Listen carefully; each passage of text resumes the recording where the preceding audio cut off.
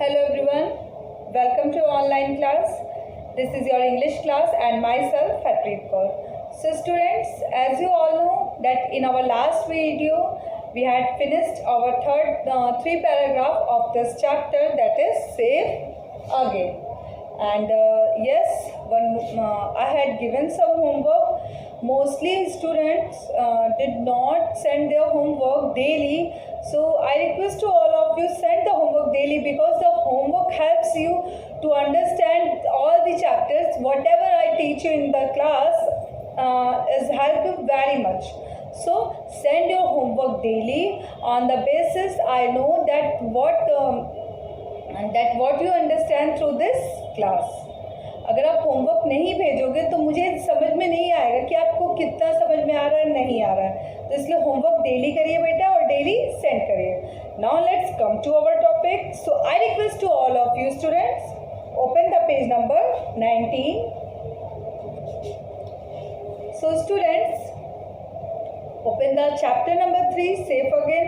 In this chapter we already read three paragraphs, and also I had explained in our previous class that today we move further from the third paragraph, that is we live in a hole. Page number 19, we live in a hole, right? We live in a hole in the wall of a school. हम एक school की wall, एक school की जो wall थी उसके whole में रहते थे, उसके छेद में रहते थे.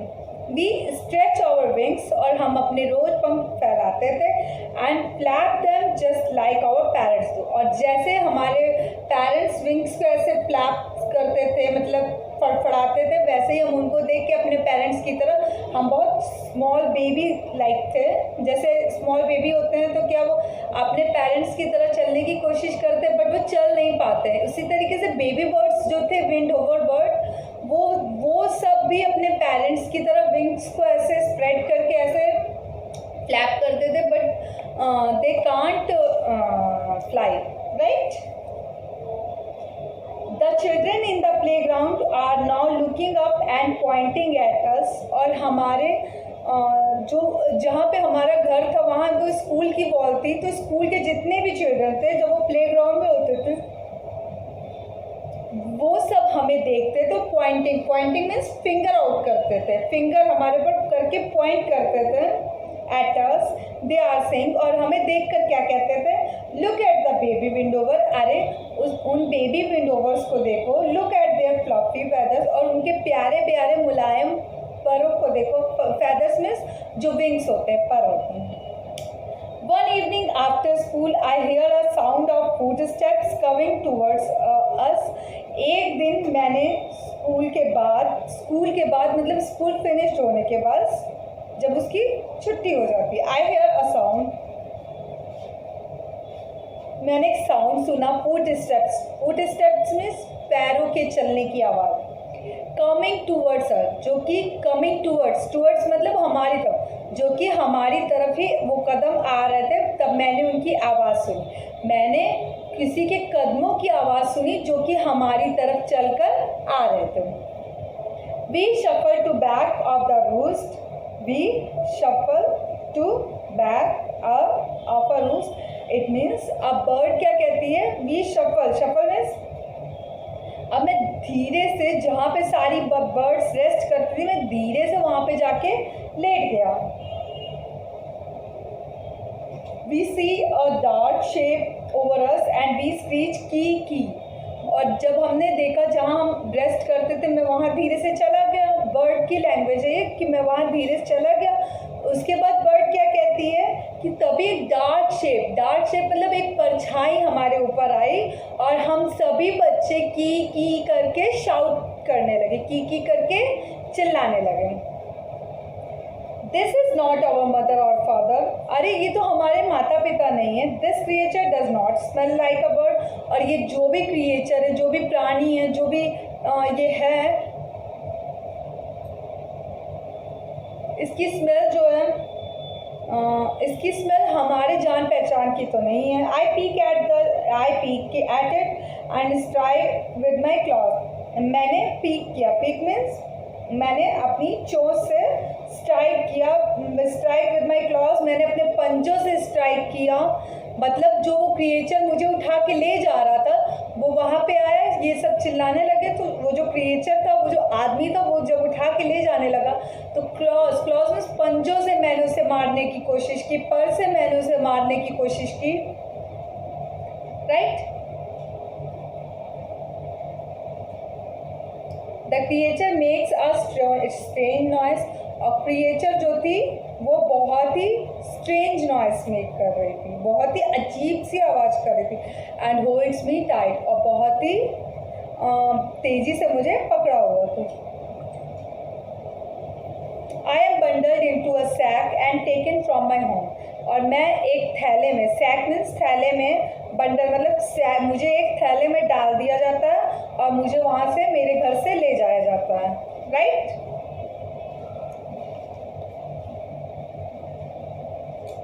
After a while, someone opens the sack. I am dazzled by the light. I try to fly but crash into strong bars and fall in a cloud of feathers.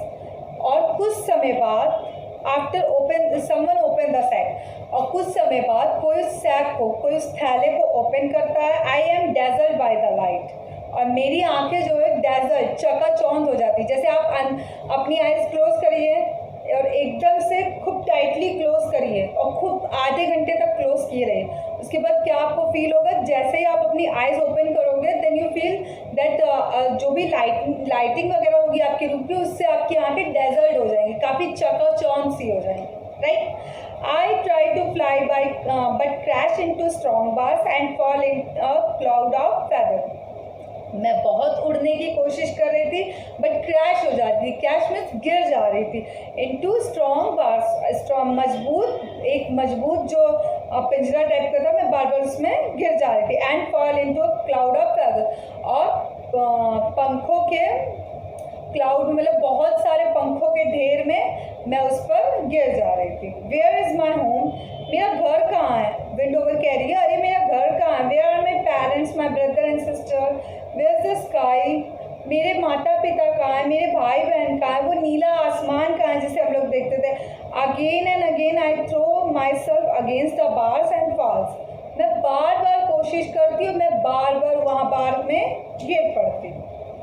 Then I hear a voice से, तभी मैंने एक आवाज़ सुनी, जो कुछ कहते हुए एक आवाज़ सुनी। आई want you just for my self my friend. तभी मैं, जब मैं ये सब चीज़ें कर रही थी, मैं उड़ने की कोशिश कर रही थी, but every time I failed. Then I hear a voice, तभी मैंने एक आवाज़ सुनी ये कहते हुए कि I want you just for मैं तुम्हें यहाँ अपने लिए लाया हूँ मेरे दोस्त। इट मीन्स मैं तुमसे दोस्ती करने के लिए तुम्हें यहाँ लाया हूँ।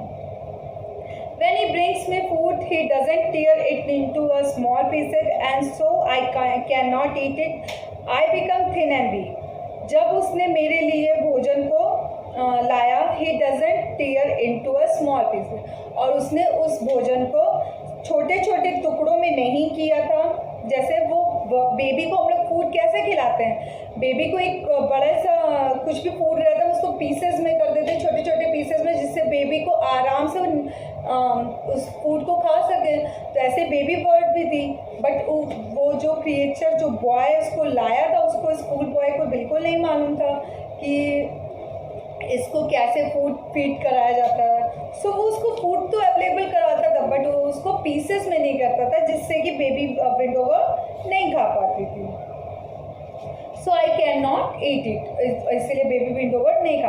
और I became thin and weak, और इससे मैं लगातार कमज़ोर होती चली गई। The boy now covers my head and I feel my feet being tired. I am cried where I can feel the wind in my feathers.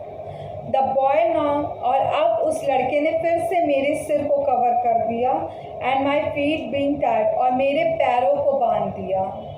मेरे पैरों को बांध करके उसने मेरे ऊपर सर को कवर कर दिया, और मैं चिल्लाने लगी। Sorry, I am carried where I can feel, और मैं एक कैरिड मतलब मैं ले जाने लगी। Where I can feel the wind in my feathers, मैं उस जगह से दूसरी जगह पे ले जाने लगी जहाँ पे मैं विंड को फील कर पा रही थी, हवा को फील कर पा रही थी। I beat my wings, try to fly but I can not. मैंने फिर से, जब मुझे विंड हवा फील हुई तो मैंने फिर से बार बार कोशिश की कि मैं अपने पंखों को फैला के उड़ूँ, but every time I fail. मैं हर बार फेल हो जा रही थी। Then suddenly I hear a voice of a girl. तभी मैंने एक आवाज़ सुनी जो कि उस लड़की की आवाज़ थी। Hey stop cries the girl. तभी उस लड़की ने चिल्लाते हुए कहा, अरे रुको, where are you taking our wind over, she asked the boy angrily. तभी उस लड़की ने चिल्लाते हुए कहा कि तुम इस विंड ओवर को, हमारी विंड ओवर को कहाँ लेकर जा रहे हो? I have heard that voice before, who is she. मैंने ये वॉइस पहले भी शायद सुनी थी, कौन थी ये? ओ यस, तब विंड ओवर कहती, अरे हाँ मुझे याद आया, she is the girl who visit us every day, bring us food sometime. अरे ये वही लड़की है जो मैं जब वहाँ उस पिंजरे में था, उस बार में मुझे केज में उसने बॉय ने डाला था, तब वो मुझसे वहाँ रोज़ मिलने आती थी और कभी कभी मेरे लिए फूड भी लेके आती थी। I try to speak. मैंने एक तेज़ी से आवाज़ निकालने की कोशिश करी कि जिससे वो मुझे इस बॉय से बोले कि मुझे छोड़ दे, तो मैं तेज़ी से आवाज़ करने लगी। यू स्टोल और wind over, cries the girl. लड़की ने चिल्लाते हुए कहा, रोते हुए कहा कि तुमने हमारी विंड ओवर को चुराया। Leave me alone, the boy shouts at her. और तभी लड़का कहता है, अरे लीव मी अलोन, मुझे छोड़ दो। What has happened to him? He is so thin, the girl exclaims. अरे इसके साथ क्या हुआ? ये पहले से कितनी पतली हो गई। थिन मीन्स पतली हो गई। I want to keep him. He is mine, shout the boy. तभी लड़का फिर से उससे चिल्लाते हुए कहता है, मैं इसे रखूँगा, तुम परेशान ना हो इसके लिए, मैं इसे रखूँगा, ये मेरी बर्ड है। A wild bird can't be yours. You must put him back or he will die, says the girl. तभी लड़की ने कहा कि जो वाइल्ड बर्ड होती, विंड ओवर वाइल्ड बर्ड होती, वो कभी किसी की पेट नहीं हो सकती। हम उन्हें बांध कर नहीं रख सकते। अगर तुम इसे ज़बरदस्ती बांध के रखोगे तो ये मे भी मर सकती है। तुम्हें इसे वापस इसकी जगह पर छोड़ आना चाहिए। But I don't want him to die. तभी लड़का कहता है, नहीं, मैं इसे नहीं मरने दूंगा। The boys voice become soft and kind. क्योंकि बॉय को वो एज अ फ्रेंड चाहिए होती है, तो एज अ फ्रेंड कहता है, नहीं मैं इसे बिल्कुल नहीं मरने दूंगा। वो बहुत ही ज़्यादा सॉफ्ट वॉइस में कहता है। जैसे आप अपने फ्रेंड के लिए कंसर्न दिखाते हो ना, नहीं तुम मेरे बेस्ट फ्रेंड हो, नहीं मैं और तुम अलग नहीं बैठेंगे। आप लोग क्लास में ऐसा करते होगे, जब आप बेस्ट फ्रेंड्स होते होगे तो टीचर आपको कभी कभी टॉक के लिए या कभी कभी किसी वर्क के लिए अलग अलग करती होंगी, तो आप क्या कहते होगे? नहीं, मैं अपने बेस्ट फ्रेंड के साथ ही बैठूंगा। उसी तरीके से बॉय भी बर्ड में अपना फ्रेंड मतलब फाइंड आउट कर रहा था, तो वो कहने लगा कि नहीं, मैं इसको मरने नहीं दूंगा। If you put him back I promise not to tell anybody, says the girl. तब लड़की ने कहा, अगर तुम इसे वापस रखाओगे तो मैं किसी को भी नहीं बताऊंगी कि तुमने इसे स्टोल किया था, तुमने इसे चुराया था। Suddenly I am free, I can hear the noise of playground. तभी बर्ड कहती है कि अचानक से मैं अपने आप को फ्री फील करने लगी। मेरे पैरों में कोई भी बाउंडेशन नहीं थी, कोई भी जंजीर नहीं बंधी थी, मैं किसी भी पिंजरे में नहीं थी। मैं अपने आप को फ्री फील कर रही थी और मैं प्लेग्राउंड की नॉइस भी सुन रही थी। Right, soon I am home. और जल्दी मैं अपने घर पर थी। माई brother and sister his at me. और मेरे ब्रदर और सिस्टर हिस मीन्स चिल्ला रहे थे मेरे ऊपर कि डोंट दे नो मी, कि कौन है ये, कहाँ से आ गई है। ऐसे की क्योंकि वो सब बहुत छोटे थे और उसी छोटे टाइम में वो वहाँ से हटा दी गई थी, तो उसके ब्रदर और सिस्टर अब समझ नहीं पा रहे थे कौन है, कहाँ से आ गई, तो वो चिल्लाने लगे। और फिर जब मैंने भी किया उन्हीं की लैंग्वेज, साइन लैंग्वेज में बात की, तब वो समझे। I have great beating wings once more. और अब मैं अपने प्यारे प्यारे विंग्स को अच्छे से फड़फड़ा पा रही थी। My mother is flying down to feed me. और अब मेरी माँ जो है भोजन करने के लिए नीचे गई। And now I know I am sing. और तब मैं जान गई जब मैंने अपने मदर और फादर को देखा कि अब मैं यहाँ पर सेफ हूँ. So students, now this story has finished now, and this time for your homework, yes, one more thing I must tell you, that read this story once again at your home, and yes, from this you will proper understand the whole paragraphs, right? If you have any doubt, any confusion, then you can ask me. So write your homework, beta. So the homework is, do the exercise